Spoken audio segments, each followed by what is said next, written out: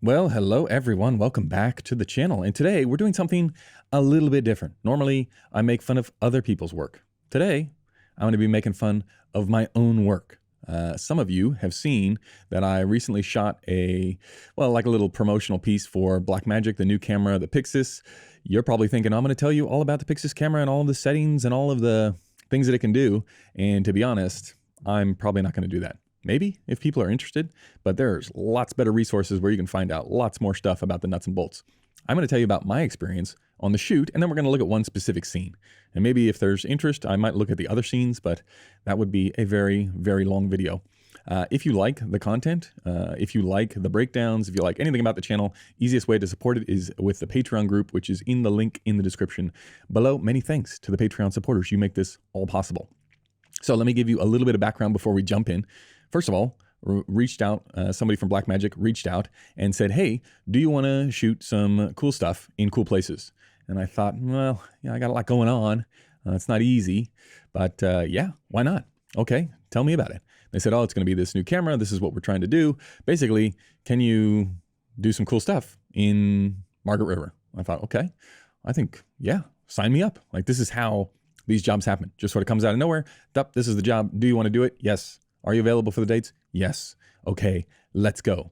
And that's how we do it. I think the shoot ended up being maybe 3 days. I think we were away for. And it was really about how many different areas can we test out the camera, because it is, it's a unique step for Blackmagic because it's got its own little shape, and it's something that the community has been asking for a long time, this specific shape, because it's so riggable and because you can use it in so many different ways. That was really the brief, is how many different ways can we use it? How many ways can we rig it?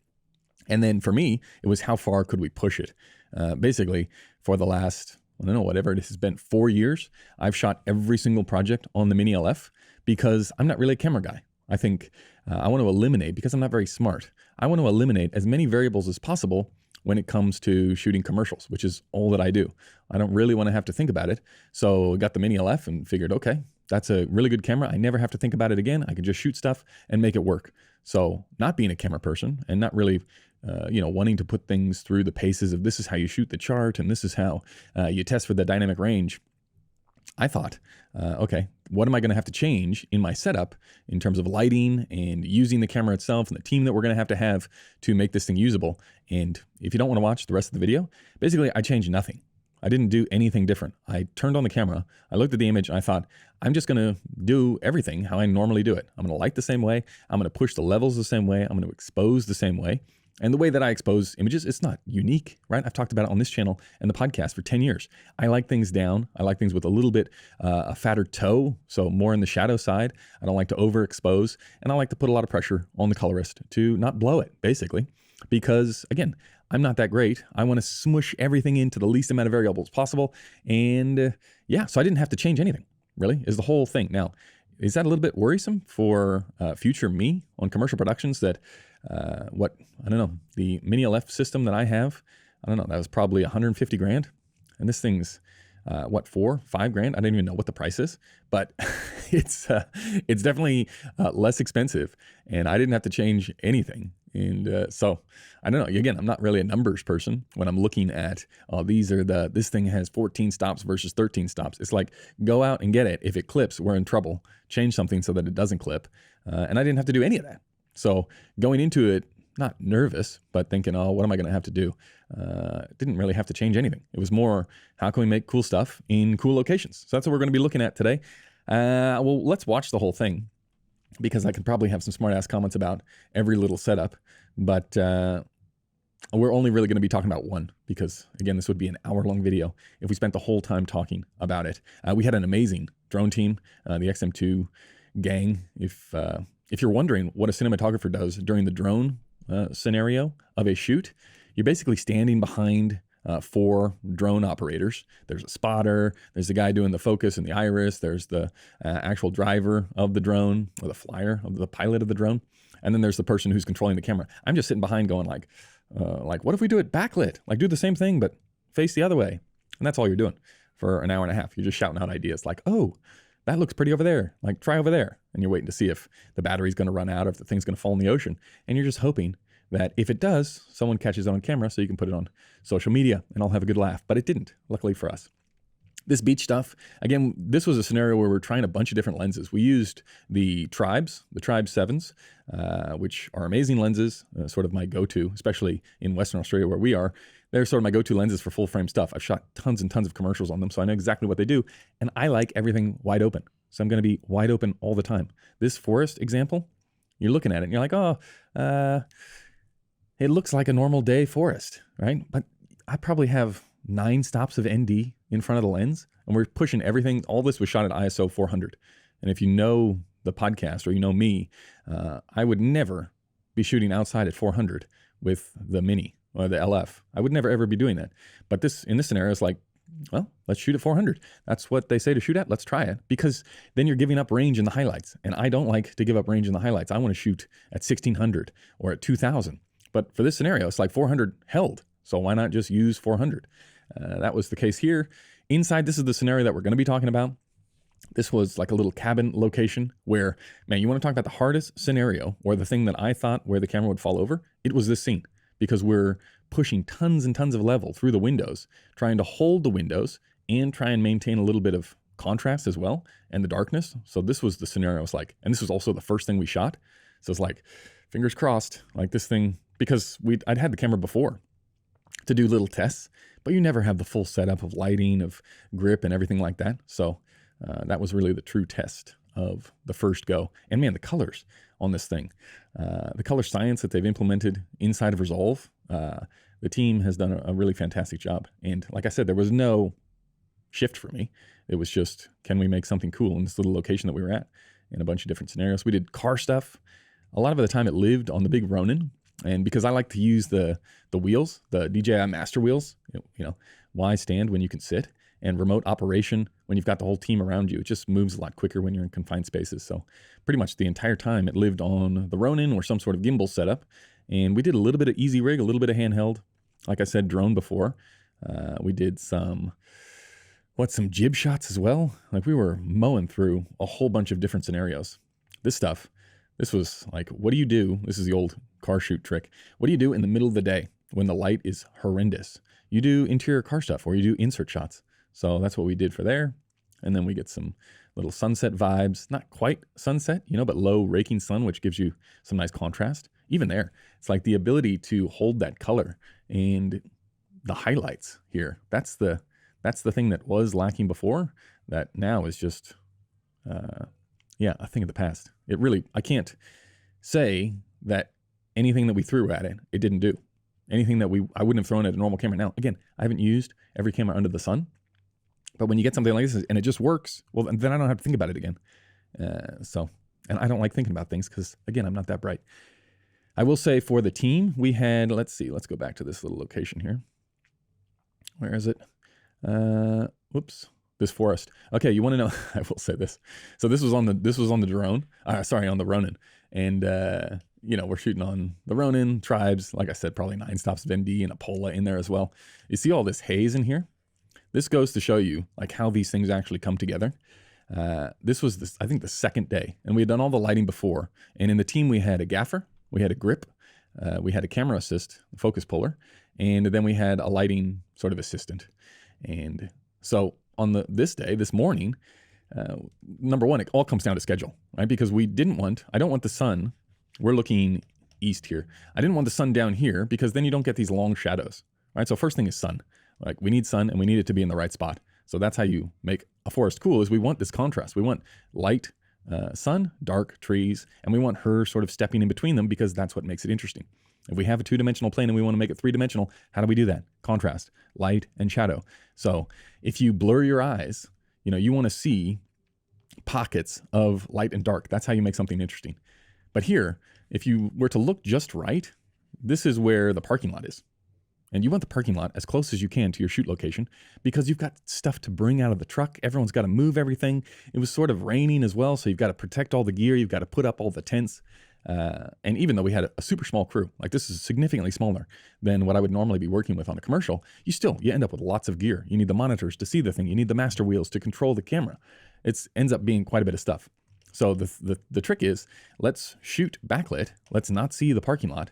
And then this is where you know, those little conversations that you have with the crew around you who are much smarter than you are, right? That's another key thing. Hire people that are better than you. Is you say, I get a question from the gaffer. It's like, do we really want to bring up the generator? Because the generator's in a truck. It's like, do we want to bring up the generator to this forest location? And you're sitting there going, it's going to be a huge pain in the ass if we bring that generator. Actually, like, we might need it. What would be a good idea? Maybe we could just have some haze, because we had a hazer. It's like, maybe we could have some haze in the background, and not like the tube of death, right? Not the thing that normally what you would do in this scenario is you would hide a big long tube, and then you'd have the hazer on one side, and you'd have a fan right here, and you'd blow the haze out, and out through little holes it would seep up. That's what you're imagining in this scenario. That was not the case. What we had was a very enthusiastic gaffer just over here with an extension cord plugged into an enormous hazer. And cut, every time we yelled cut, he would just hose the entire thing down. And then we would race for about 20 seconds trying to get any atmos. So you see, sometimes it's like, you know, you can imagine a little gaffer here just scurrying across the background as we're trying to yell, like, get out of the frame, move, right? Looks good enough.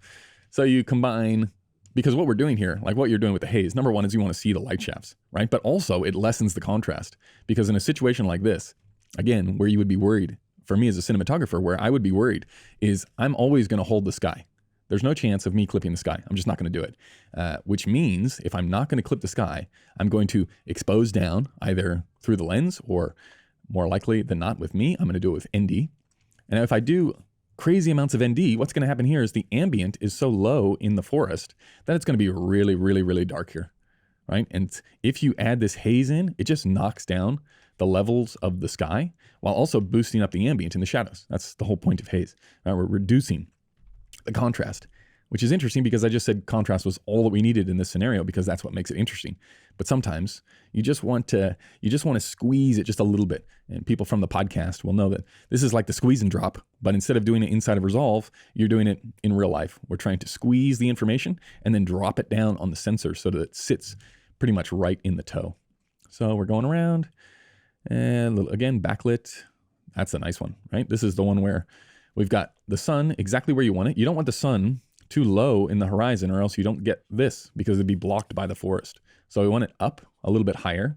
We want it coming through the haze, and then you just get that nice little glow around her head, right? That becomes the hottest thing in the image, where it sort of etches her out of the background, which is quite flat. Now, the problem with shooting wide open all the time is if you're shooting wide open like this, and say this is probably on like the 77 on a full frame camera, what happens is it flattens off the background, right? Remember how I just said we're going for depth the whole time. You're trying to create depth, but as you go longer on a full frame lens, and that you end up getting so much of the background out of focus that it just flattens off. So then you do need to go either color contrast, or you really need that light and dark to make it stand out. That's the challenge with something like that. Nice low to the ground. Again, this is just the grip walking with the Ronin. This is the 137, so you can see the lens here. This is a 137. Again, probably at least, 8 stops of ND in. Wide open. Good luck, focus puller. He did a great job, as always. This stuff was in closer, and now let's go to the scene that we actually wanted to talk about. Okay, so this one, upstairs at this location, really hard to fit in, so we just had the grip just constructed basically on a 12-foot piece of pipe, just constructed like this long pole. You attach the camera at the end. This is where the modularity of the camera comes in. All we had to do was just bolt on the camera into like a little spigot, and then you just swing it around, and it's completely fixed. It wasn't on the Ronin or anything like that. It just comes down to the grip and the talent getting the timing right. So again, here I guess you can see what we're going for, or what I'm going for when I'm looking at this. Say, okay, how do we get interest? How do we get light and dark where we want it? That becomes the real challenge, is putting it where you want it. Now, this again is, we're trying to create hot highs while also maintaining pretty dark areas. And if the camera's no good, that's immediately where you see it. We should probably start here, right?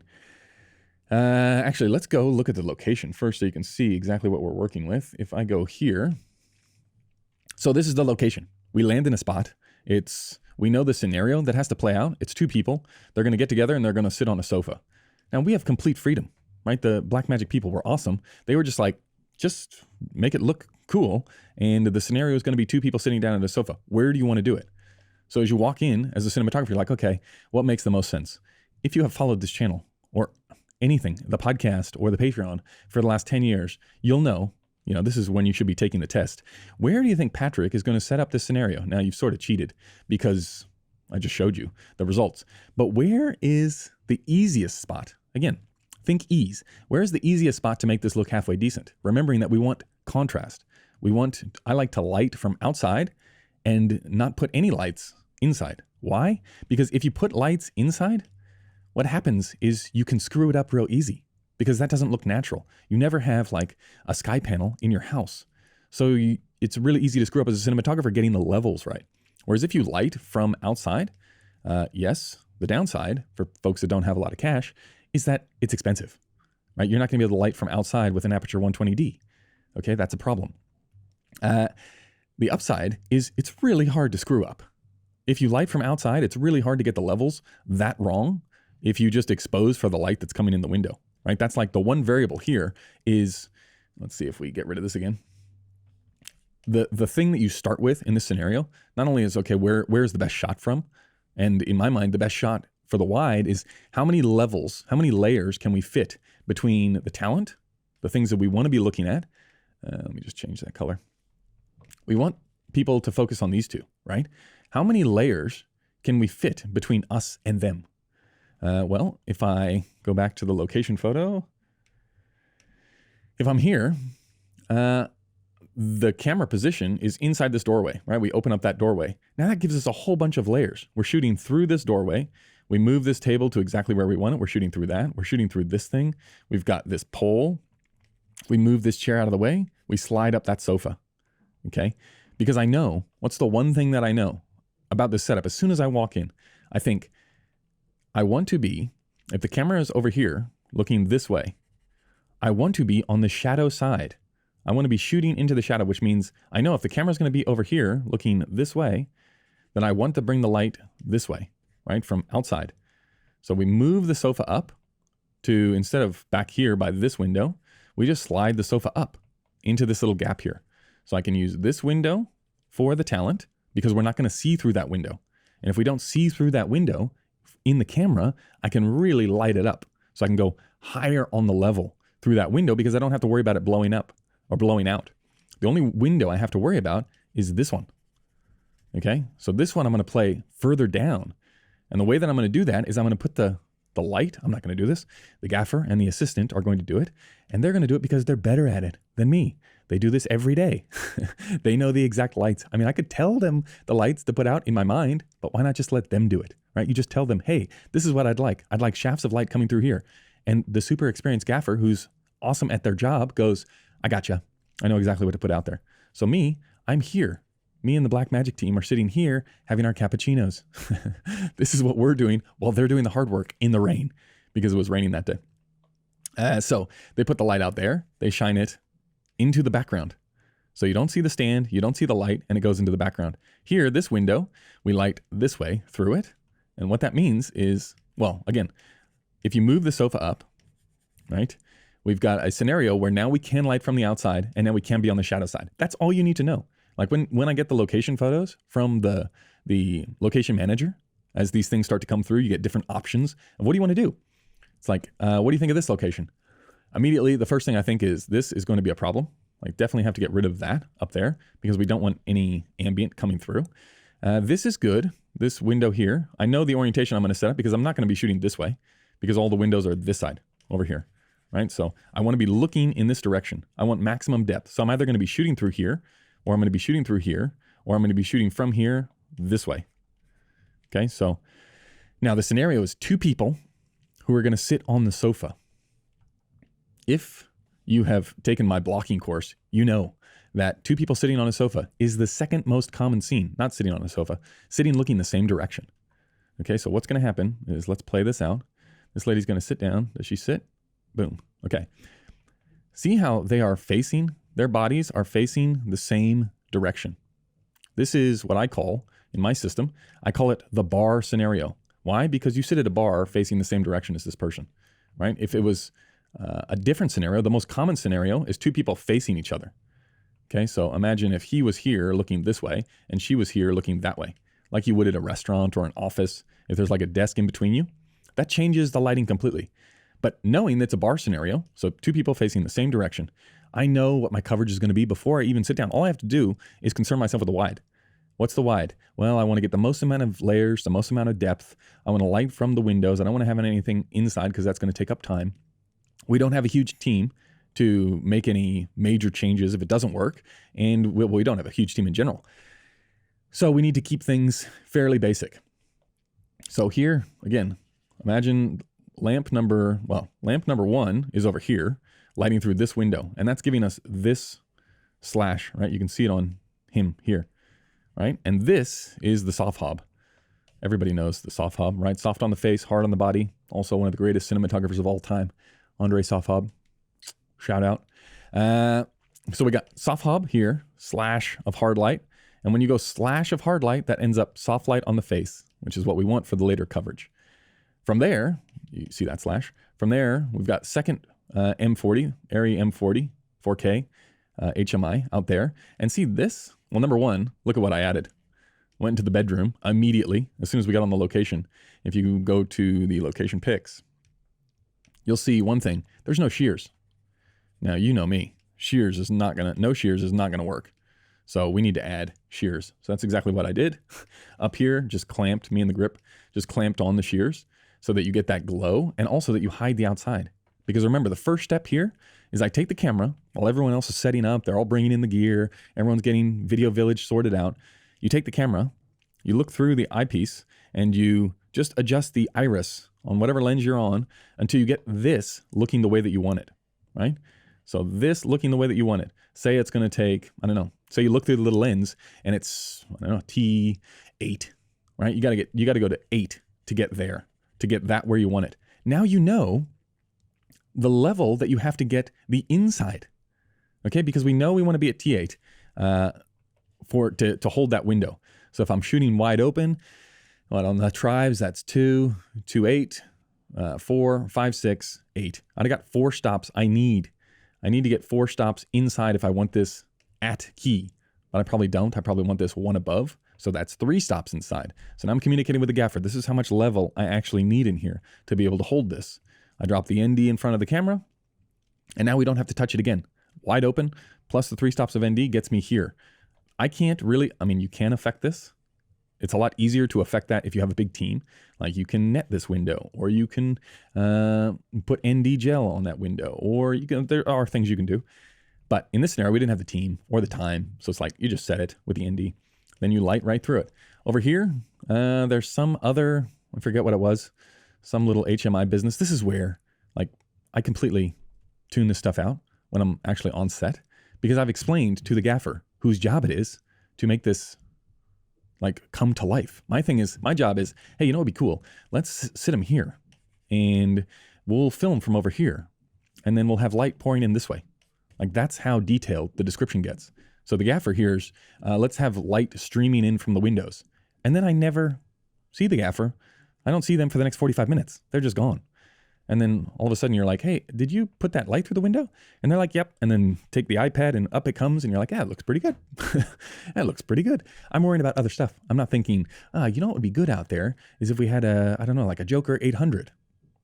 I'm not thinking any of that. And I don't even, like, the reason I know that these lamps are the M40s is because that's what the gaffer uses all the time. So I'm like, yeah, use the M40. Blast it through the window. Anyway, other little solutions that we did. Oh, so that we know that it's a bar scene. Now, the wide shot on a bar scene is real easy on that setup, 2 people facing the same way. The harder part is the coverage, because I know I like to shoot from the shadow side. So I know that the shadow side is actually on the opposite side of this line, right? We're setting up the line of these 2. So normally I would want the coverage from the opposite side, or like a French over, whereas now we need to play it in front, which makes the lighting just a little bit more complicated. But if we keep talking about this wide, let's see what else. Okay, so we went M40 on the soft hub. Something coming through here, I would imagine like an M18, maybe 2 of them, something like that. We've got the prac on in the background. It's hard to see. We moved the prac. It was over here. We shifted it over there. And then everywhere that you can't see over here, normally what I would do on a shoot is just have that completely blacked, right? I want maximum control, maximum contrast. We did black out that skylight that was up there. But yeah, I want maximum black everywhere. In this scenario, I can't remember if we actually put up a T-bar or not, because they were shooting stills at the same time. Like just camera left is a whole stills team that is shooting content for Blackmagic. So I think I might have been blacked. Anyway, we move this table into the right spot. And now what happens is as you're setting the camera up and you're looking at it and you're watching the action play out, you're like, it's kind of, we're missing something in the layers. And what we're missing is, see this little streak right here? This little streak right here, instead of, if we go to the location photo, I thought, okay, we're going to be able to light from this window. We're going to be able to light them up a little bit to just wrap this light around a little bit more. Didn't end up working. So we had to put something inside to wrap that around. But that meant for here, there's this big dead zone of darkness, and you don't want flat, right? That's what we're fighting all the time, is the flatness. So in here, we've just got this slash across the ground, which gets us this. Okay. So you're like, okay, that's pretty good. We got 1 out the window, 2 out the window, 3, 4 out the window, plus 5. This is 5 is the prac. 6 is down here. Still though, you're looking at it, you're like, oh, I forgot to mention there's haze, copious amounts of haze in this joint. Next light is, we still need a little bit more salt and pepper. What are we gonna do? Get out your little LED number and make this number 7, light number 7 right here. And this is where, you know, the closer that you move things to the camera and the smaller that the team is, the more I can actually like manipulate things in front of the lens. So I'm just going out. The camera's on a dolly, the Ronin 2. So it's a remote head flipped upside down. So I'm on the wheels just this way. Like my monitor is just here. And I'm just sitting here on the wheels all day long, sipping my coffee, barking out orders, and nobody's listening. But I'll move this table so that we catch just an edge of it. And I'll move the chair so that we catch just an edge of it. And then you can see there's another chair here that adds to that black. So it's like, I'm not moving any of the lights. I'm not moving any of the cameras. The entire time I'm looking at the monitor going, how do we make this 1% better? And this little thing, right? This little thing is a 1%er. We had time for it. This little thing is a 1%er. And then finally, we had this door frame that we're shooting from. Now it's completely black because there's no light there. But I say to the gaffer, any chance, do we have enough time before we go that we get something on here? Gaffer says, yep. Off goes a little assistant. He comes back with some LED number that has a little gobo on it. So they make it look like a leafy branch or something. They defocus it and you play with the level for 2 seconds because it's on the iPad. Ta-da, you're done. That's it. That's the entire frame. So we got, what do we got? 1 out the window, 2 there, 3. We got 4 lights outside, 5 with the prac, 6 down here, 7 on the window, 8 up here. And that's it. And a bucket load of haze and so much neg. I mean, just imagine we're shooting at 400 ISO. Imagine if you're shooting at 400 wide open and you have, what did we have? We had 4 stops of ND. It's probably more, right? Because this is probably a lot hotter than 8s. My guess is that's probably 22s out the window. So yeah, I'm going to guess that meant that at least 6 stops of ND in front of this lens, which is quite a bit. So it is dark, really, really, really dark. And that's the style that I like. I'd rather be underexposed than overexposed. So for coverage now, and you can see just that little track of the camera as it moves in. Here, again, because every single shot, we're manipulating elements in the background to have highlights so that it's not just flat, right? You don't want just this flat color in the background. We need high so that you can feel the lows. This, you can see the soft hob as well. Like this is the hard light here. And then this, oh, I forgot about the other light. So there was that sky panel. I think it's a sky panel. Might have been a vortex in just an octabox, right? That shows you how much I pay attention on set. And so that octabox is what's doing the wrap or what's doing this fill. And that is the light I talked about where you can easily screw it up. Right? You can easily be too heavy-handed with how much fill you put in here. And that's usually the light that gives away like, ugh, kind of feels not natural. Same thing here. Like we just shuffle that lamp into place. You also, this is a good example. You see what I say when you go to like even here, this is probably the 57, maybe the 77. it just gets completely flat because it's so out of focus. That's the hard bit with the full frame. You really have to do it through color or through light. And now this is, if we're talking about the coverage as well in a bar scenario, when you have two people facing the same direction, this is the hardest to get shape on. Because normally I would want to be on the other side. I would want to be on that shoulder, away from the light, because all the light is coming this way. Here, we couldn't do that because that's the side of the line that you're on. See, I'd rather be, I think we do it in the nighttime stuff. Like this is so much easier to get nice. Right? Because you've got the wrap coming around from the key light side. So I'd much rather do that. But you can't do it in this scenario because of the way that we've shot the wide. So anyway, I don't even know if that helps. But this is the scenario that we did for this little scene. 8 lights, not a ton of time to work, moved around a little bit, but probably the biggest decision to get this look is committing to lighting from outside and choosing a direction at the location scout level. So here, like we could have shot anyway. We could have turned the sofa the other way. We could have had the sofa facing this way and shot from over here. But when you walk into a space, when you've got the framework in your mind, if you're not familiar with the framework, just look back at the 10 years of podcasts and the YouTube channel stuff to figure this out, because I know there will be new people here from just the Pyxis stuff.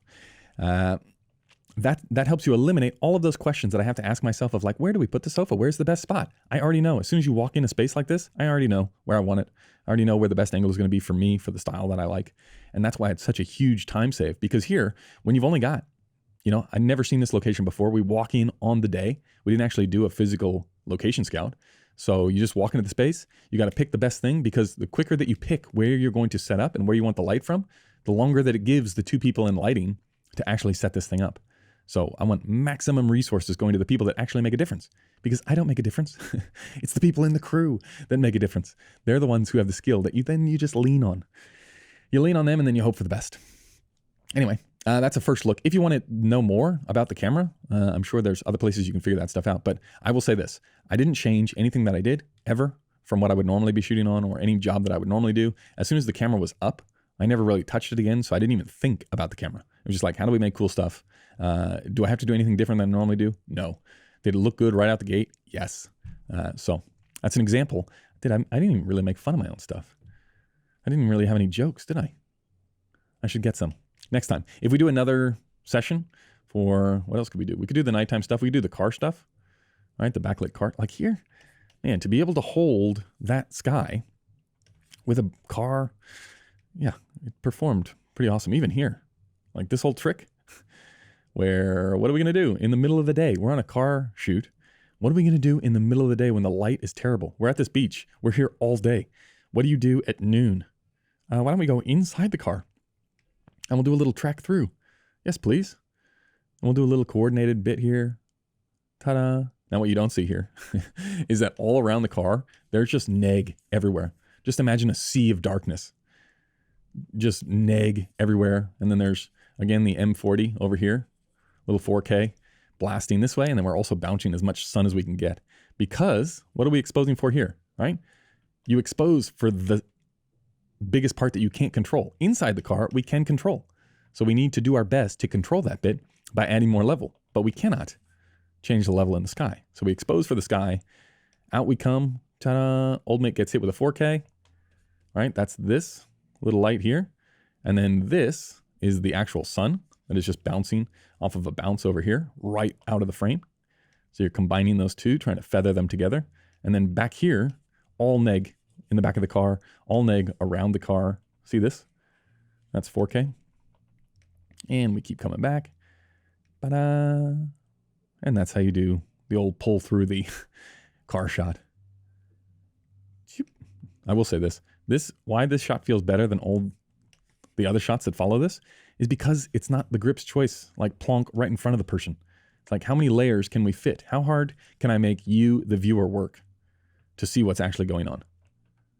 The more layers you can fit between you and the subject, the denser it feels. Funny, I just recorded an entire YouTube video making fun of people that do the reflection shot. So that'll probably be out in a few weeks. I don't know. I can't remember when I scheduled it for. but I did a whole round of commercial breakdowns as opposed to the feature film breakdowns we have been doing. And I completely took the piss out of people doing this reflection shot. Anyway, hopefully you found it halfway interesting. Let me know if you want any of the other breakdowns from this piece, because normally when I do the breakdowns, I got to do them on the podcast with just still images. So it's nice with Blackmagic. I get to actually look at some of the motion stuff, which is fun. So maybe if there's interest, I'll do another one on the channel. Let me know.